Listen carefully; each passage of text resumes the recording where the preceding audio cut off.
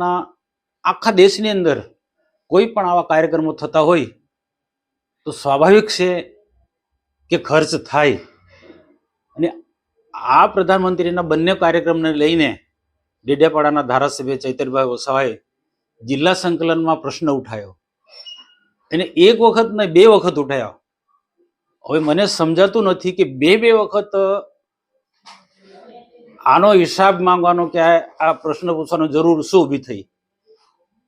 પહેલી વખત એમને જે હિસાબ જિલ્લા સંકલનમાં માંગ્યો, પ્રશ્ન પૂછ્યો, અધિકારીએ જવાબ આપી દીધો. પણ ત્યાર પછી આજે સ્પષ્ટ કહેવું પડે છે મારે કે એને પ્રશ્ન પૂછ્યા પછી હંમેશા અમને એક ટેવ છે ચૈતરભાઈ ધારાસભ્યને નાક દબાવવાનું અને જે પણ તોડપાણી કરવાની હોય તે કરવાનું.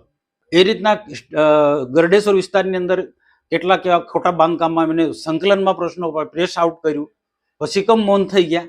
એના પડદા પાછળ શું છે ભાઈ? તમે પ્રશ્ન પકડો તો એને પૂરેપૂરો તમને ન્યાય મળે ત્યાં સુધી એને પકડી રાખો. પ્રશ્ન પૂછે એની સાથે મને કોઈ વાંધો નથી. ધારાસભ્ય કે કોઈ પણ ને ચૂંટાયેલા પ્રતિનિધિને એ અધિકાર છે પ્રશ્ન પૂછવાનો, હિસાબ માંગે છે.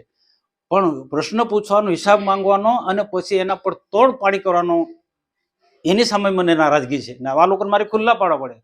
જિલ્લા સંકલનમાં પહેલી વખત જ્યારે પ્રશ્ન પૂછ્યો અને જેના બીજા કે ત્રીજા જ દિવસે નર્મદા જિલ્લા કાર્યપાલક ઇજનેર બાંધકામ વિભાગના એમની પાસે 75 લાખની માંગણી કરી. 75 લાખની માંગણી કરી અને એ અધિકારી ગભરાઈ ગયા કે મારે 75 લાખ રૂપિયા કાઢવા ક્યાંથી. એને તરત જ જિલ્લા કલેક્ટરને વાત કરી કે સાહેબ આ રીતના કે ધારાસભ્ય ચૈતરભાઈ વસાવા 75 લાખની માંગણી કરે છે. અને આ વાત કલેક્ટરશ્રી અને કાર્યપાલક ઇજનેરશ્રીએ મને પોતાને કીધું. મારી સાથે જિલ્લા પ્રમુખ નીલરાવ પણ હતા. અમારી ઉપસ્થિતિમાં કલેક્ટર સાહેબે અને કાર્યપાલક ઇજનેર સાહેબે વાત કરી. અમે સ્પષ્ટ ના પાડી દીધી કે એક પણ પૈસો કોઈ બી રીતને એને આપવાનો નથી. આને એક ટેવ પડી ગઈ છે.